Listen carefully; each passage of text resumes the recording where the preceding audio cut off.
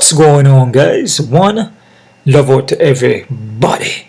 UFC 289, guys. Nunes versus Aldana. Predictions, breakdown, guys. Before I get started, hit the thumbs up button. Subscribe to this channel. Also check out my Patreon account for all my face-up prediction and prop plays.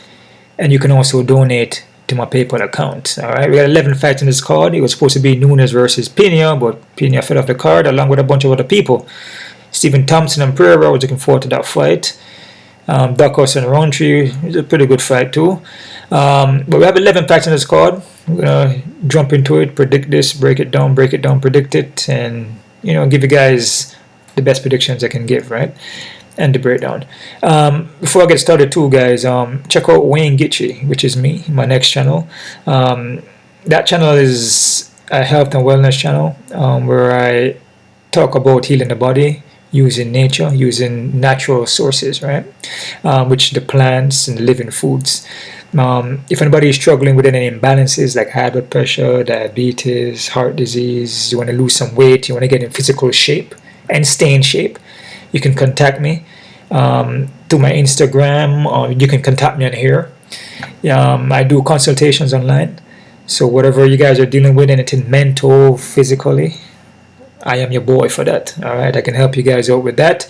Put you guys on a little bit of nutrition plan, a little bit of health plan. We can do some juicing, some fasting to kind of lose some of that weight and get you guys on a proper eating, a proper diet. I won't really say, I don't like to use the word diet too much. I say more of a lifestyle. But some people, they just want to do the diet, and then they go back to whatever they were doing from before. But for me, I like to say lifestyle changes because it's a lifestyle. And if you're doing diet, which I can give you something like kind of like a diet, but the problem with a diet is that you're going to end up falling back again into your original lifestyle that you were living. Diets don't really last too long, right? You have to be able to go within yourself and get rid of the issues that was giving you problems from the beginning. You want to get to the root of the issue, right? Which is majority of the time is the food that you're consuming. So whatever you're putting into your body, that's giving you the problems. You have to get rid of that and then substitute it with more of a plant-based food, right?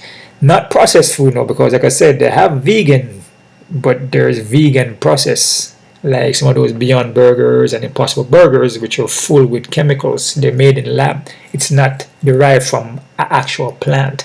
If you want true health, you got to go to nature, from the earth itself, to get the true health.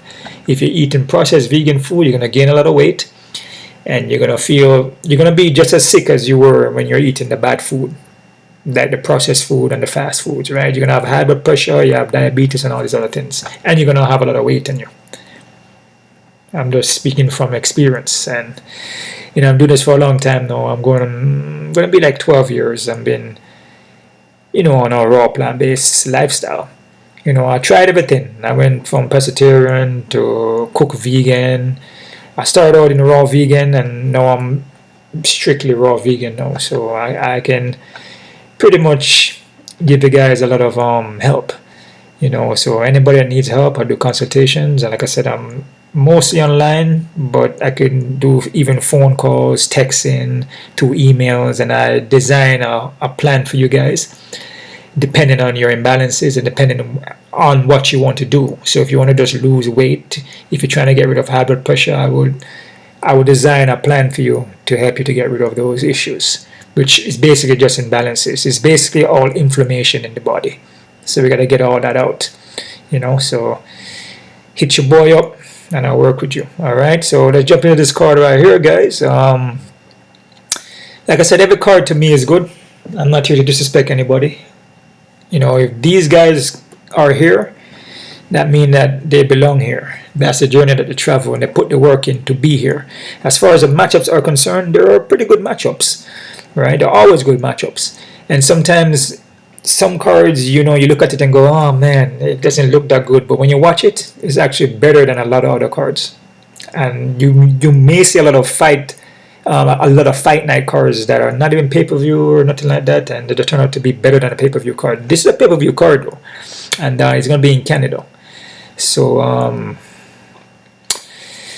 Let's see here, Vancouver. Yep, alright, 7 p.m. Saturday. So it's not this out real quick, guys. I've got my notes here. I did my homework like usual. Also, check out the Patreon and Wayne Get You too, guys. I forgot to mention that. Over there I have exclusive private videos that I can't share. I can't speak, you know, out on YouTube or Instagram because I will get censored and most likely get my channel taken down.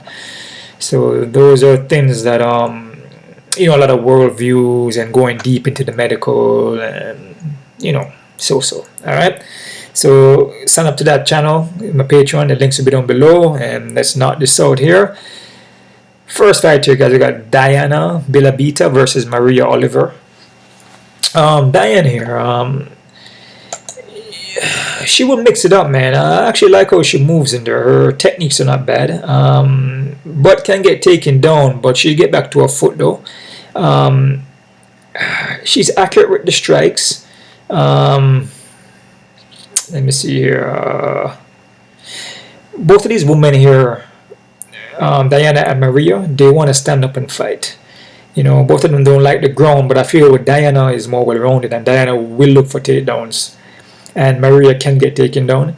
But I feel like Diana has a better movement here, and she's more accurate with the strikes. I feel like her technique's a little more sharper here, right? And she's more well-rounded in my opinion. With Maria here, Maria has more of a Thai base here, kind of straightforward, can get kind of slappy at times, kind of wild with it. And she can get taken down, man, and spend a lot of time on her back. She can spend the entire round on her back. Very aggressive, and she's hittable. She's flat-footed, but she packed power though, and she will gas out, and she will get low volume after a while. I just feel with Diana, I feel Diana is just a better fighter here. But again, when it comes to women fight, like I always say, you gotta be very careful, man, because like I said, I can pick Diana and then Maria win by split decision, and that's what usually the case. So be very careful with this one, guys. I'm gonna go Diana Belbiţă by decision, 50-50, not confident, and play at your own risk. And it's a fight where you shouldn't mess around with too much, to be honest with you, man. You can even fade it if you want. All right, not being disrespectful, just, you know, it's not really a fight that you know, it's very difficult because both women are slightly kind of similar. I just feel Diana has an edge more in the striking and a little slight more well-rounded. But I say Diana by decision. Next fighter, guys, we got David Dvořák versus Steve Erjeg. Okay. Dvořák here. This guy is a pretty good prospect guy here, man. I was kind of high on him, and I'm still high on him. You know, his fights he lost to here are tough guys like Manel Cape and Matthew Nicolai. Those guys are tough. Those guys are tough guys to fight, man. And I believe in Dvořák, I don't think he has ever been finished. So I'm still kind of high on this guy. I mean, the competition he went up against are not easy guys, man. You gotta look at the guys. When you see guys lose like that, you gotta see who they've been fighting to get those losses, right? Been knocked out one time. I believe it was against, well, that's early in his career, against Philippe Makhachev. Dvořák here is pretty well-rounded guy, man. Very durable. Can get hurt on the feet though and get dazed and wobbled, but he recover. Like I said, he has some tough fights, man, but this guy will take you down. He will look for the submission. He's pretty grindy dude, man.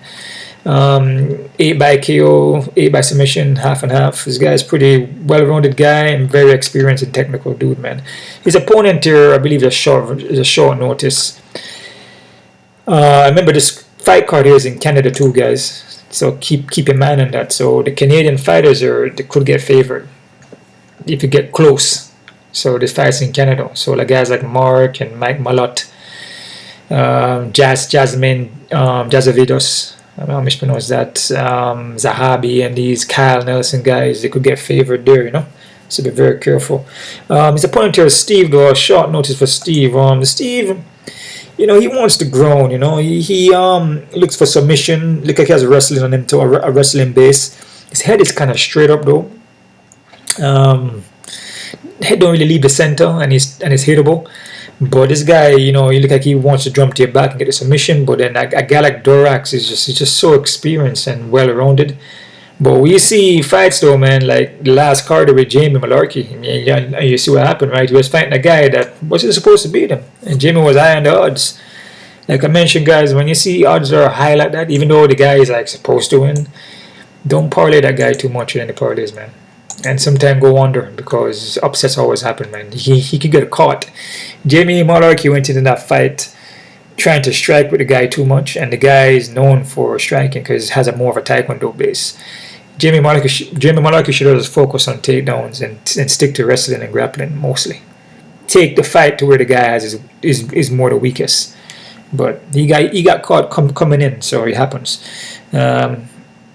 So Steve here, I'm gonna go with Dvořák here and David Dvořák, and I would say 70-30. I say Dvořák by KOTK in the first round. It could even be a submission too, but I'm gonna go KOTK in the first round. But 70-30, but I must say not too confident here still. You know, I mean, you just never know, man. I mean, I'm pretty sure David gonna be a high odd, but I got David Dvořák KOTK in the first round. Next fight here, guys, we got my boy Blake Bilder versus Kyle Nelson. Blake here doesn't pack much power, man. You know what I mean? But he has a good technical box on him, BJJ black belt. His footwork, he pick his shots, you know, and then look for the takedown. And definitely look for the submission. The submission is more his thing. He uses the striking for more to get the takedowns. But he's smooth on the foot. Kind of remind me of a Gavin Tucker there. He kind of flow like how Gavin Tucker flows. He can get hurt in the foot though, man, like Gavin Tucker, and get dazed. But then he will recover though, and will come back and submit you. So this guy has never been finished though. He's never lost. So he's undefeated. I believe he has a draw, but you know, Blake is a pretty good prospect, man. He's actually a good fighter. He's very well-rounded guy. He beats the black belt. His boxing is clean. His head movement is nice. He just doesn't have no power though. He's 1 by knockout, 4 by submission. He has no power. A guy like Nelson here, Kyle Nelson is going to have the power. And Kyle Nelson is more raw. He's like a raw fighter, pack power, but poor fight IQ. I would say he's kind of well-rounded. He will get a takedown, but he can get taken down and he can get control. He can get reversed in the fight. He's kind of flat-footed though. Like I say, he's like a guy that's kind of plant and throw and walk towards you. A guy like Blake should win this fight because of his movements and his technicality in the fight. When Kyle Nelson fought Do Cho, you know, Do Cho would have won that fight if they didn't take a point. Because Do Cho headbutted him. So if Do Cho didn't headbutt him, then Do Cho would have won that fight by split, in my opinion. Even though it was a draw, right? But Do Cho would have won that fight. So it's a fight where I'm gonna have to go with Blake here, just with the skill set and just the way how Kyle Nelson fight. You know, not the best fight IQ, kind of like just walk forward, but he's overhands though, or deadly. And if he catches Blake, and Blake can get hurt. So there's a fight where it's a 50-50 for me, guys. It's a 50-50, man. You know what I mean? And Kyle Nelson has been in there. Kyle Nelson, hometown favorite. Blake Bilder's kind of building himself up here in the UFC, won in the Contender Series here, beat Shane Young, who have similar kind of a fight, like how Kyle Nelson is, kind of walk forward and throw the overhand, you know, it's bad fight IQ, but still, you know, and against Shane Young, there was a round that he was kind of losing there, you know, he just didn't look good, so be careful with this, guys. 50-50 decision, Blake, but be careful.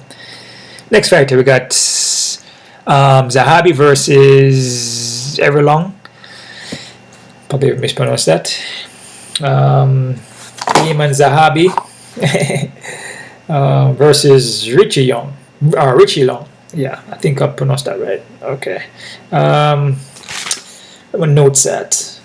Richie Long. There you go. All right. So Zahabi here, guys.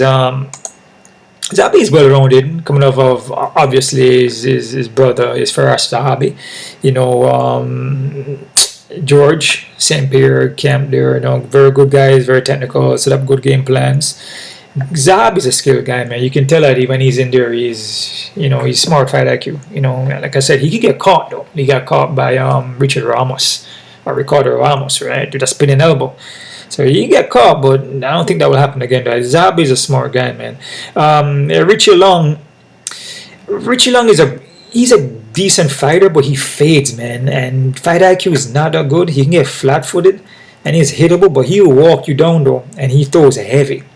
and he can get taken down. But he fades as the fight go on, man. He fades bad too as the fight go on. This Jay Perrin fight, I felt like Jay Perrin won that fight. But he fades as the fight go on, but he's still dangerous because he throws heavy and he keep coming. But a fight like this for Zahabi, they wouldn't take this fight if they know that they couldn't win. So I feel Zahabi should have this, especially in Canada. I feel Zahabi should win this fight on paper, in my opinion. It's a close fight. There's a 50-50 because I say Richie Long is not a bad fighter, and if he lands overhands on Zahabi and catch him, he can hurt him. Right? And even just off points. So be careful with this one, guys. I'm going to go Zahabi, hometown favorite here. I'm going to say Zahabi by decision, just more smarter fight IQ. And with Richie Long, he just straightforward, try to take your head off, and then he can get taken down, and he start to fade, and it just doesn't look good anymore. Alright, so Zahabi, decision, 50-50. Careful. Next fight, we got Jasmine Javovicius versus Miranda Maverick. Canadian here again too. Jasmine, Canadian A. Jasmine is a durable fighter here. She would grind, look for takedowns, but she's hittable though. She's very hittable. Striking is not that great, even though she has a reach and a height in this fight, which is going to be a 4-inch reach, 3-inch of height, which is massive. She can get taken down and beat up, but she have the heart and she will grind and come forward, but she takes a lot of hit, but she will tie you up in the cage and hold you, and then you know, on the more dirty boxing kind of vibe, right? Her opponent here, Miranda Maverick, gonna have the cleaner striking in my opinion. Better fight IQ, can get the takedowns. She can get put on her back though. She can get taken down, but she will recover and get back. But I feel like she has a sharper technique here. But this is a fight here, guys, where I say again, the next woman fight here. You know, it's a tough one here. And against Barber, I felt like she beat Barber in that fight, in my opinion. The Marcy Barber fight, I felt like she should have won that fight. Even Barber was surprised when they say split decision for Barber. She's like, oh, I won. You know, so and Jasmine beat this chick here that's called what's her name again? She beat this chick called Kay Henson, which, you know, when I look at Miranda, you know, and Kay Henson, I feel with Kay Henson, she don't seem like she's serious. You know what I mean? She don't seem like she take it too seriously, and she has a lot of holes. And with Miranda, you can tell Miranda is just improvement. I feel Cage is doing the same thing over and again. But with Miranda is improving consistently. And this is a fight where I have to be careful too, guys, because like I said, if Miranda, you know, can get taken down and Jasmine just keep taking her down and just beat her up, and you know, look at Jasmine, she's from Canada, you know, I'm saying hometown favorite here. You know, you just never know, you know, can win off a split decision here. But I'm going to go with Miranda here. I feel Miranda is just, I feel like she's just more of a better fighter here. Even though the reach and height, which Jasmine doesn't even use that good. So I'll go with Miranda for the win. I'm going to say Miranda by decision. And it's a 50-50 fight. Miranda Maverick, decision. Next fight here, guys.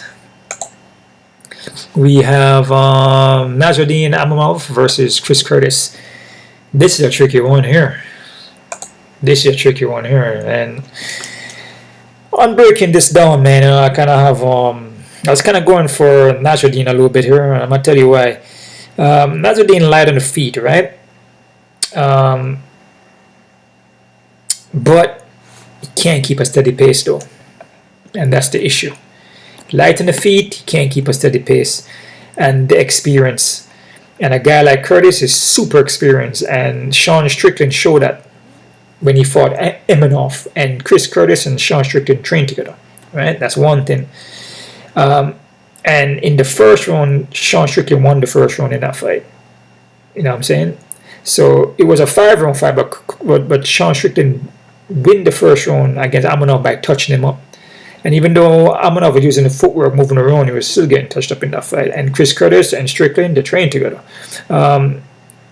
When you apply pressure to him, he will move back on the back foot, but eventually he will start to slow down and then he start to break under pressure. He doesn't handle it too well. And a guy like Chris Curtis, man, he pack mad power. No, you're gonna say no with Chris Curtis, yeah, but Chris Curtis doesn't really handle guys too well that move around and pop the jab and stuff. I agree, but guys that are experienced though. If you look at Aiemann fought Buckley, you know, had trouble with Buckley, beat Edmund Sebastian, Ian Henshin, but if you look at the guys there that he beaten, they're not really top level guys. Phil Hayes beat him by majority. You know what I mean? The Jordan Williams, you know what I'm saying? Not really top level guys. They look like Chris Curtis. Chris Curtis has faced those guys. He has faced, man, Chris Curtis faced tough competition and been in different organization. The guy is friggin' 30-10. And he's powerful with his boxing. Just came off a fight with Kevin Gastelum, which was a tough fight, which was very close.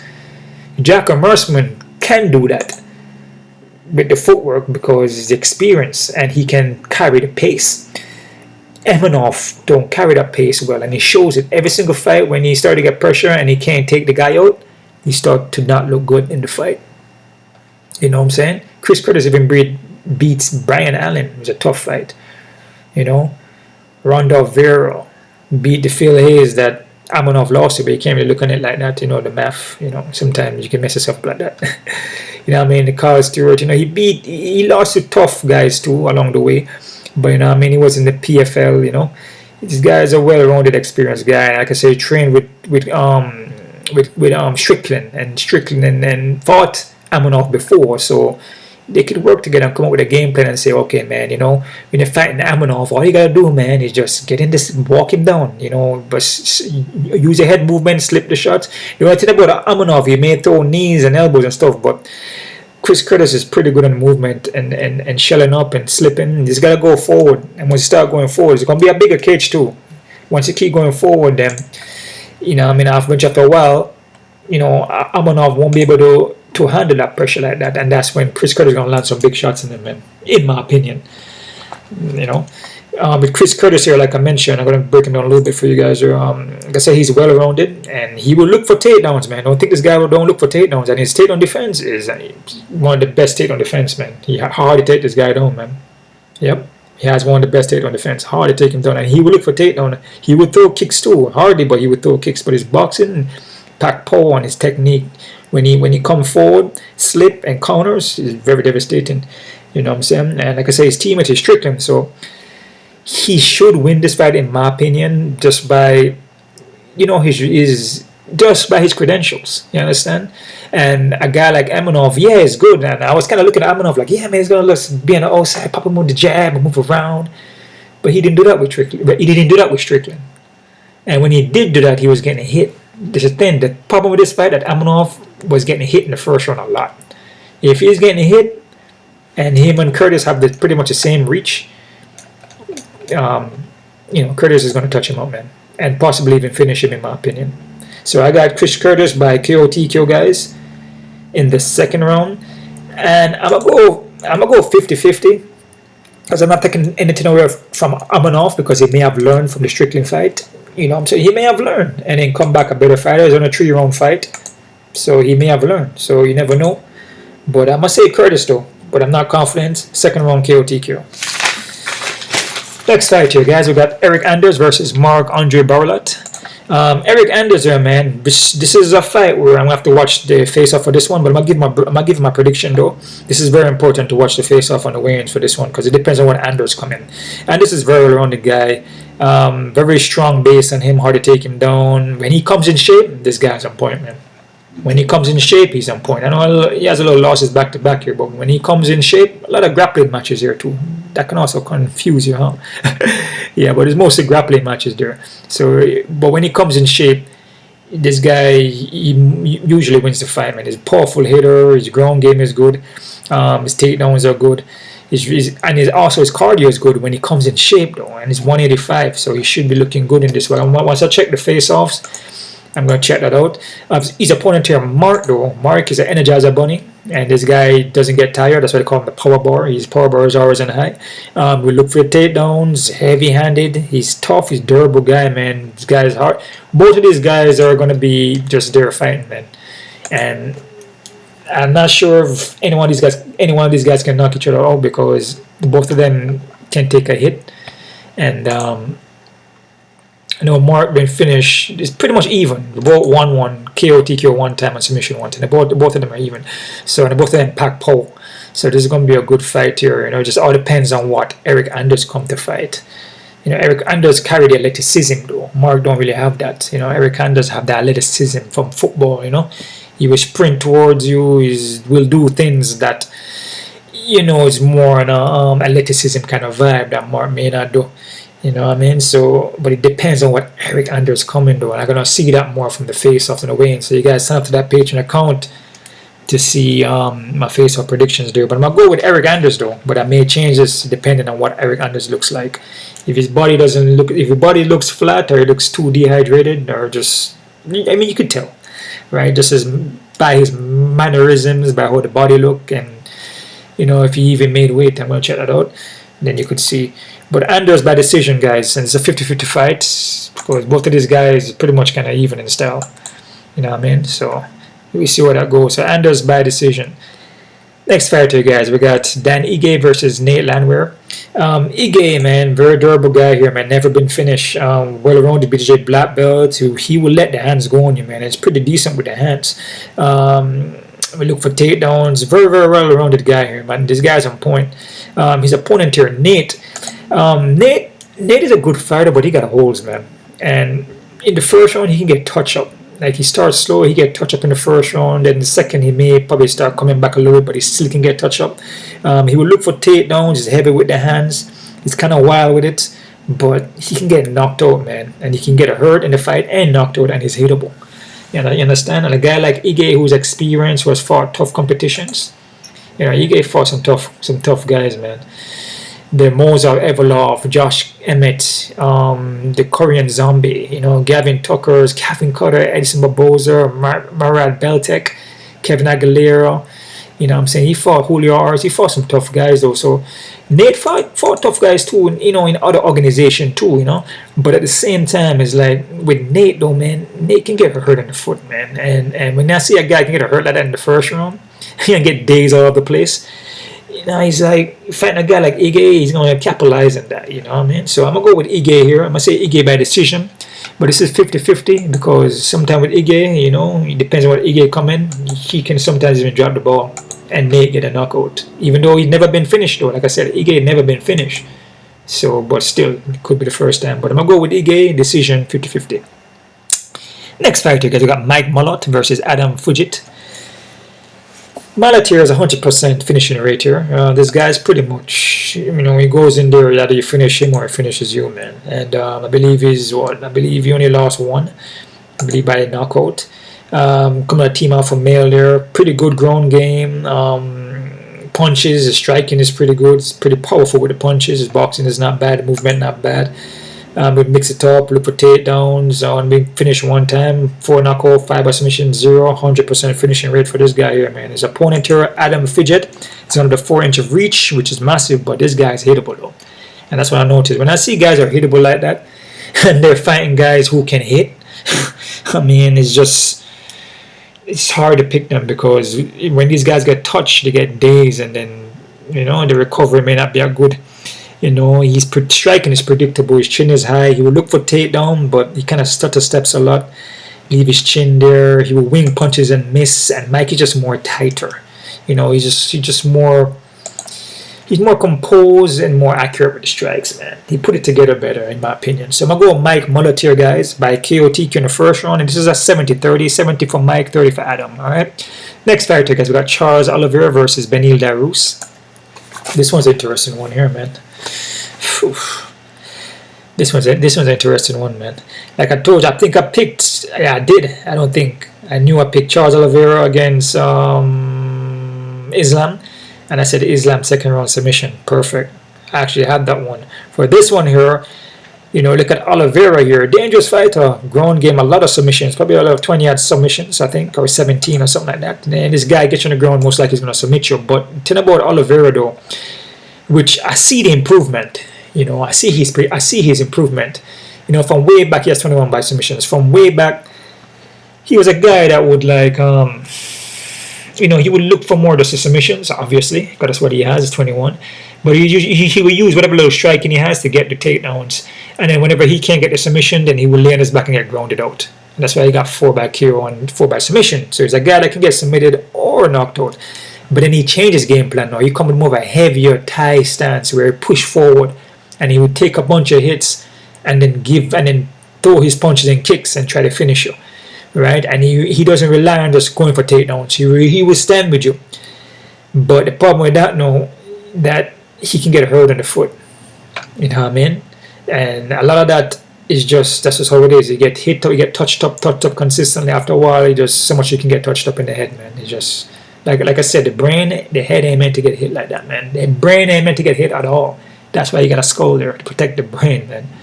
So the more you get flash knockdowns and get knocked down, knocked out, and hit, is the worse you're going to be in every single fight, depending on the opponent. Some people can take a little bit more, but it will catch up to you, just like bad food, right? So he will drop the ball, man, depending on the opponent he's fighting. And a guy like Dariush is a pretty smart fighter. You know, he's a smart fighter, technical guy with cardio, and he will game plan. And he's kind of fights similar to Oliveira, BJJ black belt, come forward with the strikes. The only thing about this, I feel Dariush can take a little bit more than Oliveira can, man. And that's just it, man. I just said it right there. That's just it. I feel Dariush can take a little bit more, you know, than what Oliveira can take. And with Dariush is well-rounded, good game plan, and one thing about Dariush, you know, he's hungry. He wants champion, you know, he wants the belt, and every fight he's improving, you know, and I see his new improvement about him now, you know, and he surprised me when he fought Gamarat. Yeah, he surprised me when he fought Gamarat. You know, I thought Gamarat was going to grind him out and wrestle him, but he stopped takedowns, he knocked him down and all these things. So he, as I say, he keep on improvement.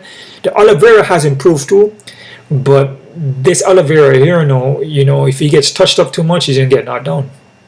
And we saw that against when he fought when he fought friggin' Islam. Yeah, we saw that. You know, he got knocked down, you know, and then got taken down and all these things. And a guy like Beneil, you know, I feel Beneil is hard. He has more heart and more mental. You know, I mean, he has more toughness to him, which plays a factor too, because that goes along. Toughness and heart is great, but if you don't have the skills, then it's different. These guys have the skills, so no, I can say they got the toughness and the heart. Okay, not having particular foundation, you can be as tough as you friggin' want. You know, fighting a guy who is super skilled is gonna destroy you, in my opinion. And he also has a heart. So it's a combination of having everything. So I'm gonna go here with Dariush here. I just feel Beneil Dariush here is he's just more durable right now, and with Charles Oliveira, you know, he knows what he has to do because they're gonna study Charles Oliveira. He's gonna come forward and he's gonna throw punches and elbows, and all Dariush has to do is just weather the storm, and that's it. And then the ground, in my opinion, is kind of even. I mean, on paper, Charles Oliveira has been submitted way more, and Dariush only 1 time. So if anybody that's going to get submitted, in my opinion, is going to be Oliveira, in my opinion, because Oliveira break under pressure. But I'm going to go Dariush by decision, though. And I'm not confident, because like I said, Oliveira could surprise you. But I'm going to go Beneil Dariush. I just feel like he's more hungrier, mental, you know. He's more durable. Hasn't really took that much damage, in my opinion. Even though he's been knocked out or bad against Alexander Hernandez and Edson Barboza, though. Those are pretty bad knockouts. But I just feel with Charles Oliveira, you know, even in all his fights, he usually get touched up, and then, you know, then he gets a submission. But I'm going with Beneil, decision, 50-50, guys. Main fight on the card here, we have Amanda Nunes versus Irina Aldana. Nunes here, I mean, fight 2 weight classes, 145, 135. I don't think I need to say much. She's well-rounded, she's powerful, she hit hard, man. She has like power behind the punches, you know what I mean? I mean, I don't want to compare it to like men and women, because, you know, 2 different things, you know. There's men and there's women, but if she wanted to, like, say, you know, fight a guy and land a punch, she could knock a guy out, man. She possesses that power, you know what I mean? And like I said, knocking somebody out is not that hard as you think it is. It just depends on where you hit. It doesn't take that much pressure. But she can hit, though. You know what I mean? Like Chris Cyborg, like that kind of vibe, you know what I mean? There's some women possess that extra power. And some other women, like a German Doradamine, you know what I mean? Holly Holm has it too, mostly with her kicks, though. Valentina Shevchenko has it too. You know what I mean? Yeah. And Katzengana kind of have that too. Kind of have that kind of vibe. You know, you just have that extra power behind the strikes. Opponent though, Aldana. Aldana, short notice here, skill too.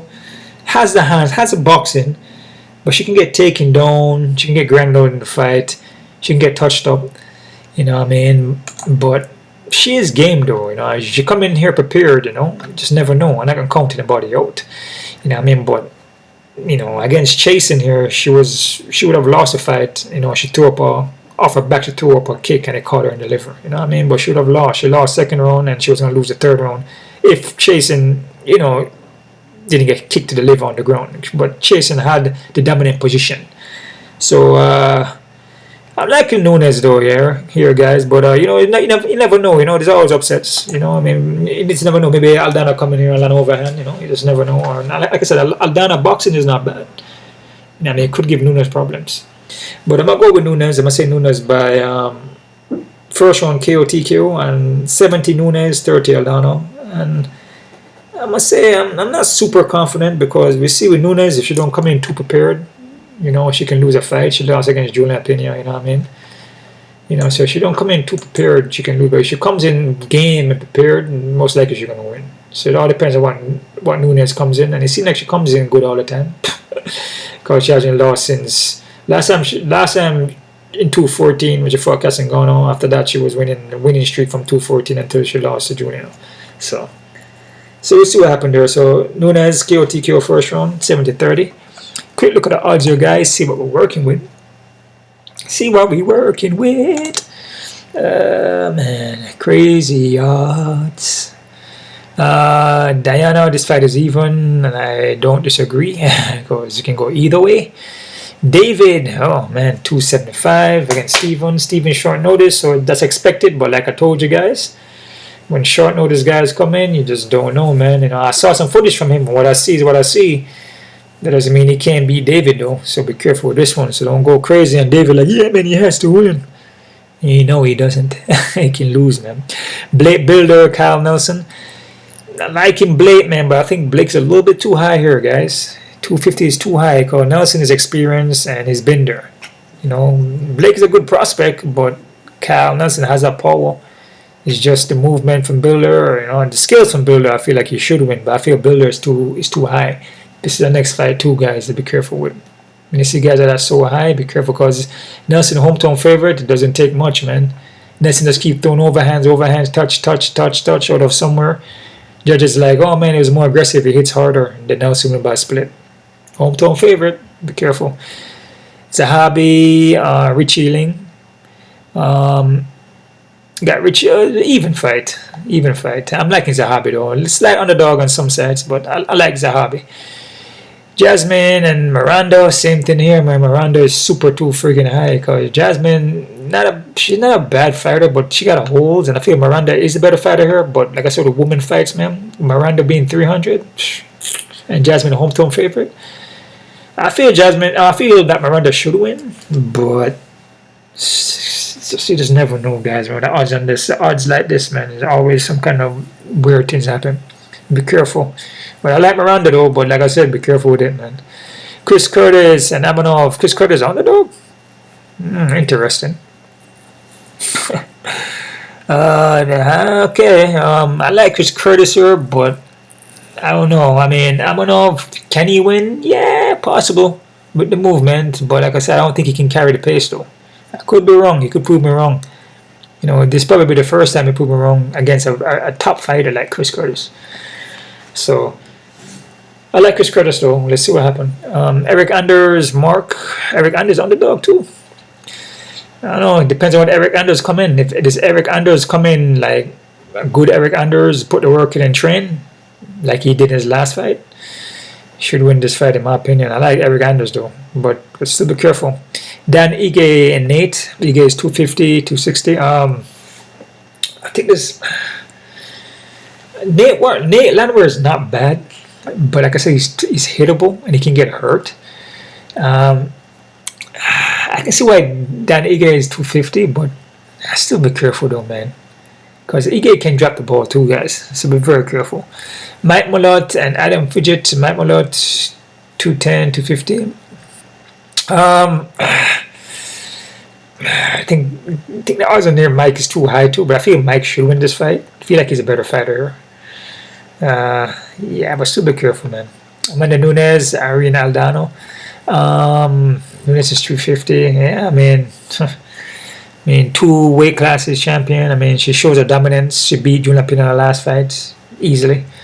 You know, I mean, she should win this fight, but there's always upsets though. So play at your own risk, guys. That's it right there, guys. I appreciate the love. Check out Wayne Gitchy Patreon account. Check out Wayne Gitchy channel. If you guys want health help, I do consultations. So whatever you guys need over there, just you can email me or hit me up on text or hit me up through the social media.